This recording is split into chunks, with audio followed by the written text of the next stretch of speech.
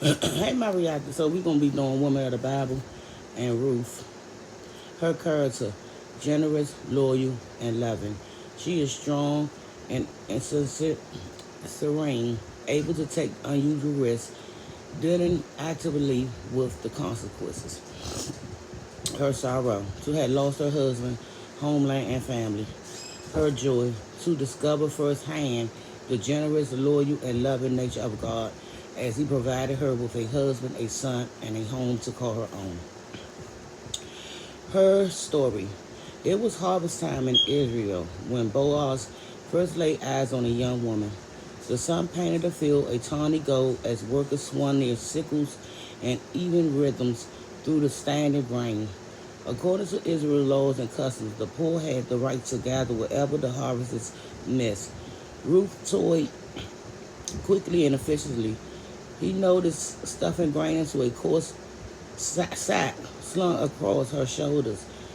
Strands of black hair escaped her head coverings, softly framing olive colored skin, still smooth despite the sun. She rested, but only for a moment. Her eyes worried for any sign of trouble from the men working the fields.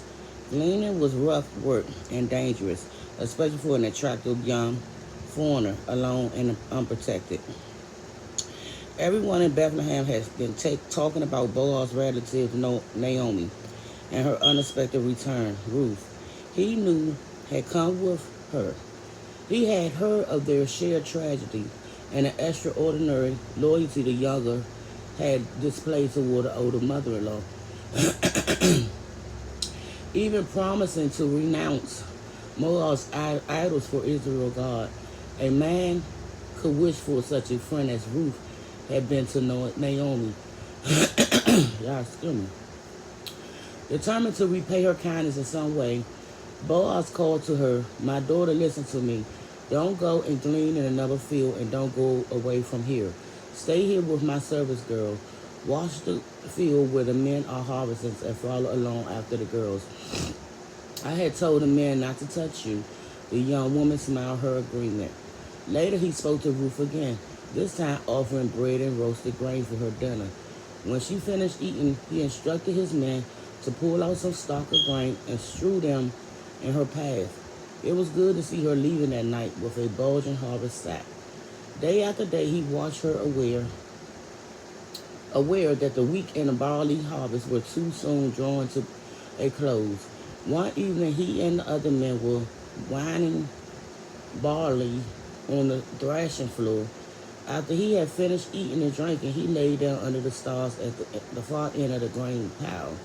With so many men to guard the harvest, robbers wouldn't dare approach. But in the middle of the night, he woke with a start, realizing that someone had dared.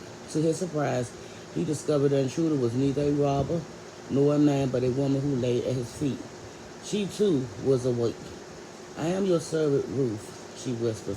"Spread the corner of your garments over me, since you are a kinsman redeemer."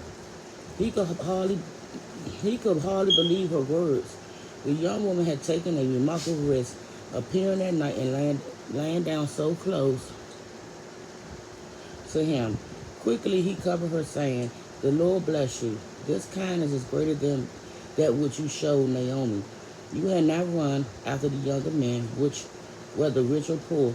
And now, my daughter, don't be afraid. I will do for you all you ask." So Ruth laid at his feet until morning, rising before the early light could reveal her presence to others. But Boaz knew of an obstacle that could yet spoil things.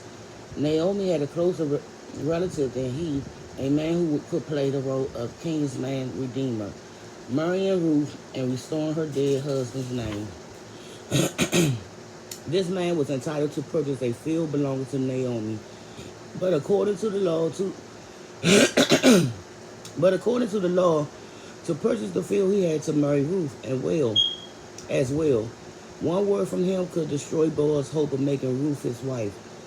Boaz wasn't no Boaz wasted no time putting the case before the man, who seemed interested enough in the land.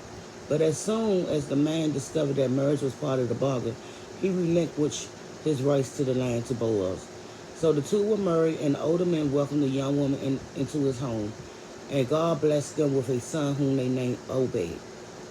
Pulling Ruth close to him, Boaz watched one day as Naomi held her grandson to her breast. Surrounded by the other women of Bethlehem, she looked young again, more like the woman he remembered when her husband Elimelech has been alive.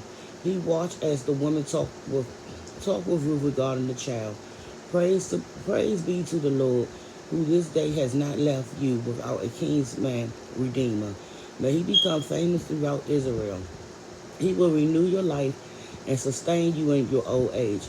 For your daughter-in-law, who loves you and who is better to you than 7 sons, has given him birth. Yes, Boaz thought his Ruth was better to Naomi than 7 sons, and he was grateful for the friendship between the two women. Had Ruth and Naomi gone in separate ways, his life would have been so much the poorer. The good-hearted Boaz felt strong and young again, but even he couldn't have realized how greatly God had blessed him in the person of Ruth. For their son Obed became the father of Jesse, and Jesse the father of David. In addition to being King David's great-grandparents, both Boaz and Ruth are mentioned in the genealogy of Jesus of Nazareth, who is after all our own great kinsman redeemer, uniting us to himself, healing our sorrows, and giving us as well a future full of hope. So I will be back with another woman of the Bible, and y'all enjoy y'all weekend. Bye.